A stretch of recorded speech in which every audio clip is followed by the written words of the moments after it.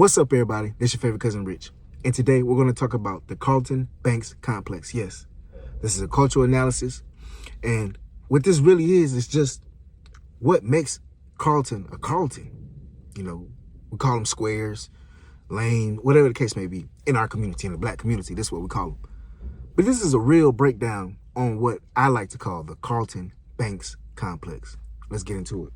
The points that we're going to cover are authenticity, family roots, cultural code, reverse alienation, assumed privilege, internalized trauma, pressure to prove blackness, and classism within the culture. Now, the first one, authenticity measured by struggle. In real life, many black people in the community equate being real with surviving hardship or trauma. You know, if you didn't struggle, if you didn't grow up suffering, you know, if you didn't grow up in poverty and all these type of things, you're not black enough. Which a lot of us know is false, but it's still the narrative that is pushed by a lot of us. And in the show, Fresh Prince of Bel-Air, of course, we see Will constantly jokes at Carlton as being soft or not from the streets just because he grew up in Bel-Air, which is true, but that don't make him less black just because he didn't grow up in the streets or just because he didn't struggle. That don't mean that Carlton is less black. You know, Carlton is viewed as being privileged, out of touch, and unable to relate to struggle, which could be true, but what type of struggle? Again, we're talking about financial struggle. Yeah, I'm pretty sure he's probably out of touch of that, not able to relate. But it's still other struggles that I believe Carlton, other Carltons or squares can relate to with other black people. Just saying. Now, parents coming from struggle. This is one thing that I believe a lot of black people forget when we see Carltons or squares or privileged black people. We tend to forget that their parents or grandparents actually came from struggle, you know, themselves. Came up from rough environments, rough backgrounds, the hood, struggle, poverty, you know, they did as well. And in the show, it's been told to us that Uncle Phil grew up on a farm. He was poor, grew up on a farm in North Carolina. And Aunt Vivian came from where? Chicago South Side. They didn't grow up in Bel-Air. You know, they bust their ass to get to Bel-Air to be able to provide a beautiful house and a beautiful life for their kids. So, isn't that what we want for our kids? Isn't that what we want for our offsprings, to have a better life than us?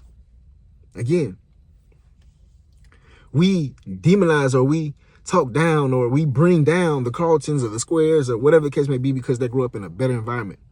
Yet we forget the struggle that their parents probably had to put up with. So think twice about that. Cultural code and communication. Okay. With a lot of Carlton squares, whatever the case may be, you know, their proper speech and professionalism is often mistaken as assimilation, you know, wanting to be YT. A lot of times that's just the speech that they pick up on from the communities that they're around. You can't expect a Carlton to speak with the hood vernacular if he grew up around people in Bel-Air his whole life, right? You can't expect that. We'll be calling him fake then. So honestly, he's just keeping it real with what he's around, his environment. Sadly, hood culture is seen as the default measurement of authenticity in the black community. You know, that's the standard. So when we relate this to the show, Carlton's speech, which is proper, his grammar, which is polished, his interests, which is golf, Tom Jones, and lacrosse, don't align with what's considered cool or being black, you know. And in the show, Will often mocks Carlton for his interest in Tom Jones and, you know, being corny. But Carlton was really just being himself. At the end of the day, does this validate him less black? No, this is his experience. You know, it's more facets to being black. It's more facets to the black experience than just what we base off of being hood or struggling. Reverse alienation. A lot of kids who grew up in nice environments or nicer environments or suburban environments or whatever the case may be, well off, they're caught in this limbo of, especially black, they're caught in this limbo of either being a product of that environment, which would be, in this case, Bel Air or suburbs or whatever the case may be, well off.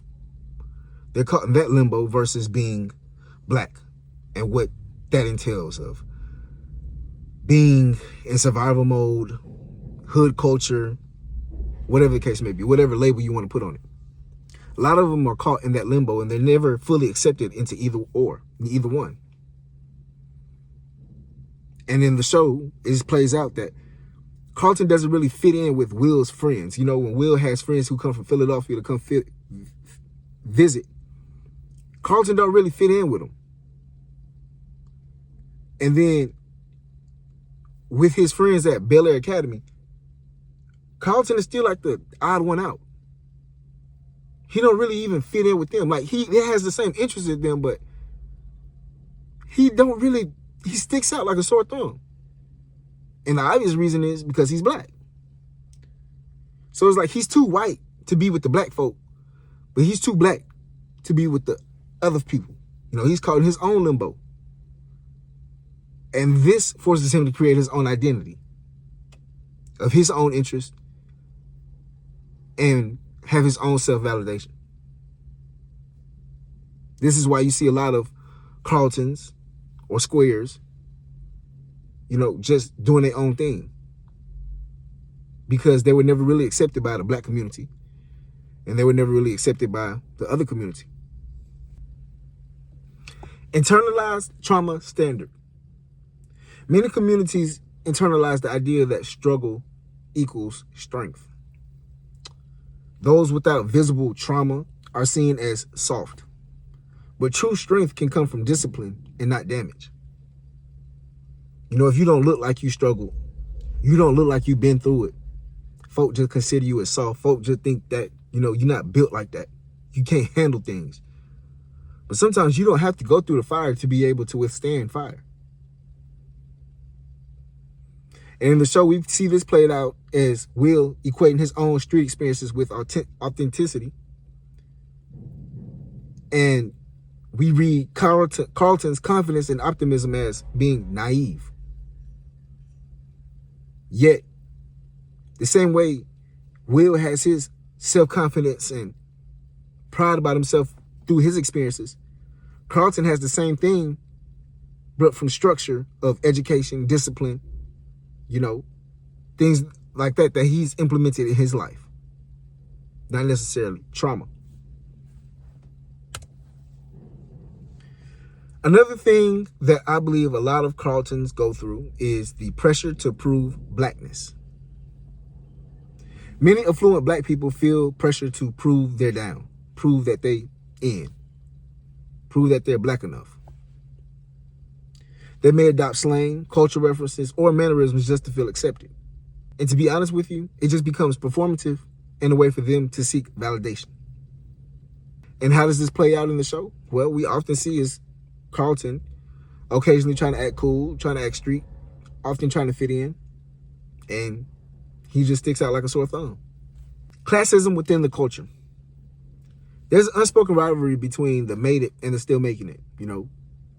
Many who rise economically often get labeled as being bougie or thinking they're better than everybody else. In the show, Will represents, you know, the come up. Carlton represents the already made it. So we often see this clash happen between both of them. And this is the same clash that happens in the black community. The ones who made it versus the ones who are still on the way. Classism within the culture. Classism within the culture. Now, when we're speaking on the black community, right, there's often an unspoken rivalry between the haves and the have-nots, the made it, the still making it, the bougie, and the non-bougie. And in the show, we see this often play out. Carlton being the one that has made it, and Will the one who's still trying. And this reflects deeper within our culture because this is something that happens often more and more and more and more. And it's a great divide between the haves and the have-nots. People often pick sides. And to me, it does the community a disservice. A lot of people often play into this even more, where if you are a have or you have made it, you don't reach back to the other side. And if you are one who is still on the rise, you shun those who have made it. Again, this tension that we see in the show reflects something that is really and very prevalent within the Black community.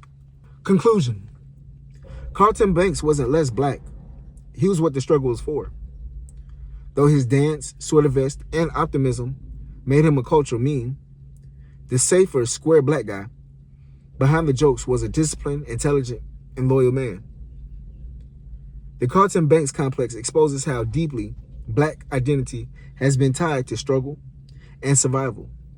But true Blackness isn't born from pain. It's built on presence, pride, and progress. Carolton wasn't the exception. He was the evolution.